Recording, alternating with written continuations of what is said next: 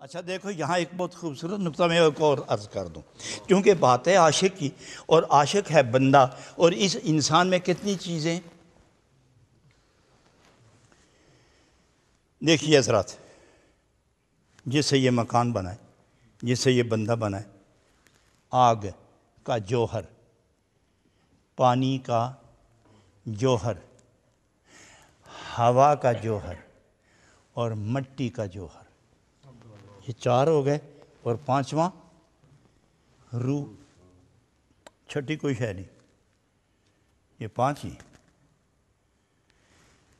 آگ،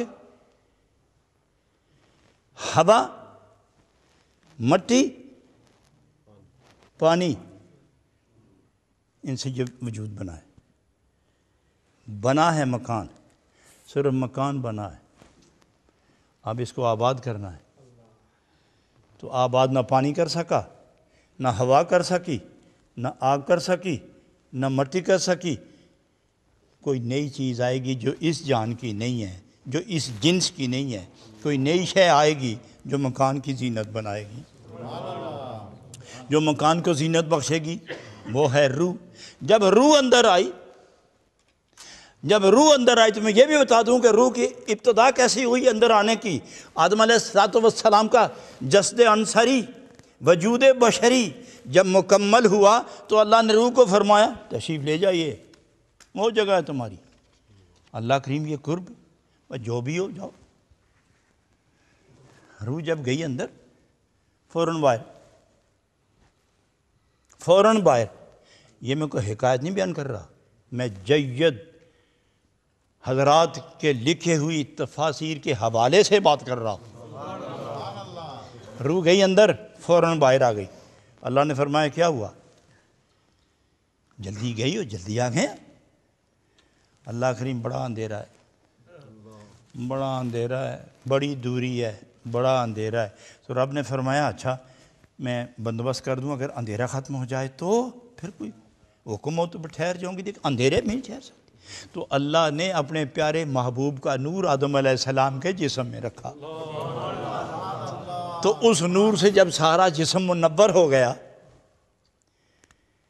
تو پھر روح کو کہا دیکھیے نا، آپ جب آدھی رات گھر جائیں اور بتی بجھی ہو تو پھر آپ بٹن تلاش کرتے ہیں ادھر ادھر، اور سارے مکان میں چکر نہیں لگاتے، بٹن تلاش کرتے ہیں روشنی ہو تو آگے جاؤں۔ اور جب گھر بھی آپ کا، اور 50 سال سے اس گھر میں رہ بھی رہے ہیں، لیکن بتی بجھ گئی، رات کے 11 بجے ہیں، دل نہیں لگتا آپ کا۔ ارے وہ تیرا بستر، یہ الماری، وہ تیرا سامان، یہ تیرے کپڑے، اور یہ تیرا سارا ساز و سامان، وہ تیرا بریف کیس، وہ تیرا قلم، وہ تیرے رقم، وہ تیرے پاؤنڈ، وہ تیرے ڈالر، وہ پڑے ہیں اندھیرے میں، سر نظر نہیں آتے، لیکن تمہیں یقین ہے ادھر ہی ہے۔ تو پھر پریشان کیوں ہوتے ہو؟ اس لیے کہ اندھیرا ہے۔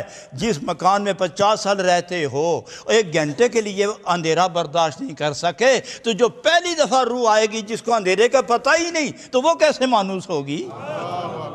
اس لیے اس کا بندوبست کرنا تھا۔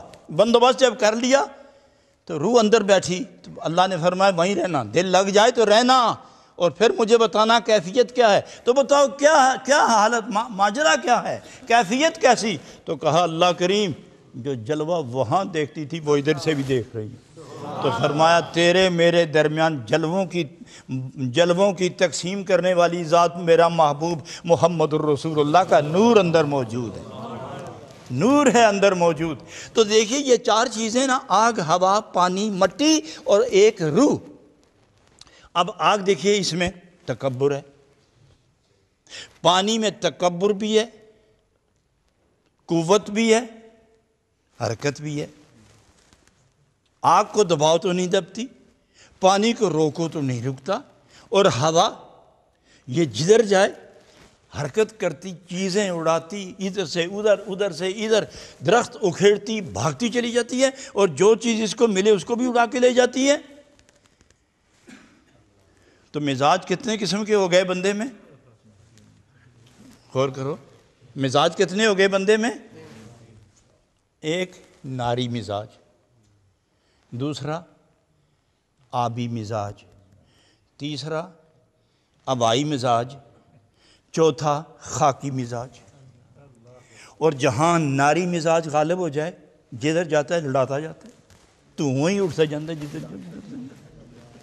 کیونکہ مزاج ناری ہے، اب وہ آرام سے بیٹھ ہی نہیں سکتا۔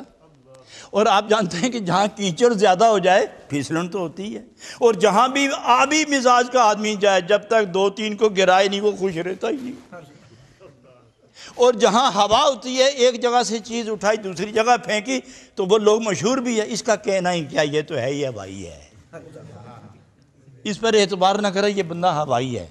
اور ناری کسی کو یوں کسی کو کہہ دو تو ہے ہی ناری ہے، تو وہ تو 109 کا مقدمہ بن جائے۔ تو ہے نار کا جوہر بھی اور پانی کا جوہر بھی، ہوا کا جوہر بھی، مگر مٹی کا جوہر موجود ہے۔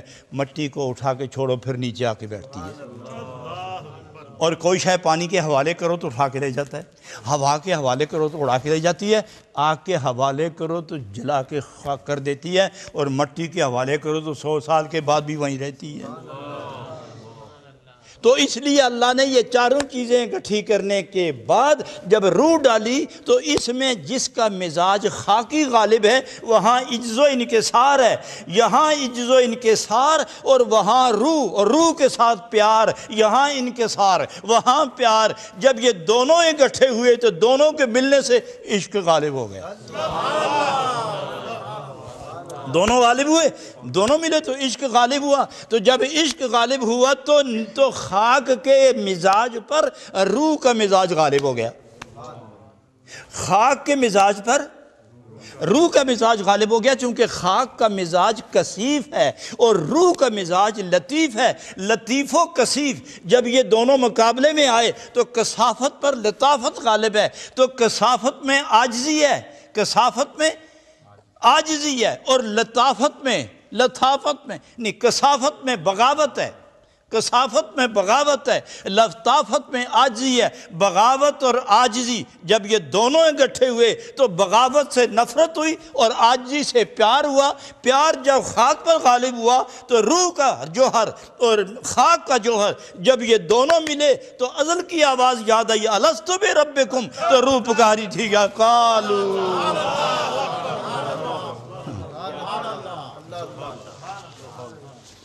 اب روح کو اپنی بات یاد آئی، جو ہی وہ بات یاد آئی تو پھر تکبر کو ختم کیا، جلا کے اپنے محبوب کی تلاش میں۔ چونکہ جب تک تکبر رہے گا محبوب نظر نہیں ہوتا، اپنی ذات پر نظر رہتی ہے، اور جب تک تکبر رہے لفظ ہوتا ہے میں، ٹوپی اچھی ہو تو میں، بڑی داڑھی ہو تو میں، بخاری کھلی ہو تو میں، قرآن پڑھ رہا ہو تو میں، تسبیح پڑھ رہا ہو تو میں، بچوں کے ساتھ بیٹھا ہے تو میں، اور بازار میں پھر رہا ہے تو میں، شراب خانے میں گھس گیا تو میں، مسجد میں داخل ہو گیا تو میں، اور جب تکبر ختم ہو گیا تو میں ختم ہوئی تو۔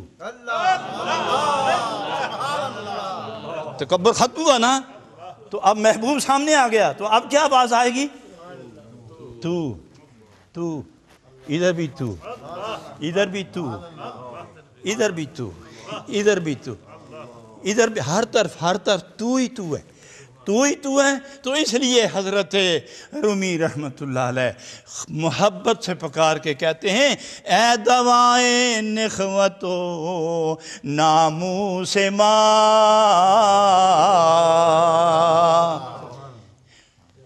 ایک بات میں ترجمہ پورا کر لوں، نخوت تکبر کو کہتے ہیں، اور ناموس کہتے ہیں لوگوں سے جبراً عزت کروانے کا عادی۔ میں آؤں گا نا مجلس میں درمیان سے گزروں گا، پھر نعرے لگانا میرے، اور تم اس گلی میں کھڑے ہو نا، تم اس دروازے میں کھڑے ہو نا، جب میں کار سے اتروں گا تو تم حق کی آواز دینا، اور دوسرا نعرہ لگائے گا، اور تیسرا دروازہ کھولے گا، اور پھر مجلس کے درمیان سے گزروں گا، پھر تم اس طرح شور و غوغا کرنا کہ یہ سارے لوگ کھڑے ہو جائیں اور میری تعریف ہوگی۔ اس کو ناموس کہتے ہیں۔ تو یہ ناموس مسائل سے نہیں مرتا، اس کو عشق کی آگ ہی مارتی ہے، اس کو عشق کی آگ مارتی ہے۔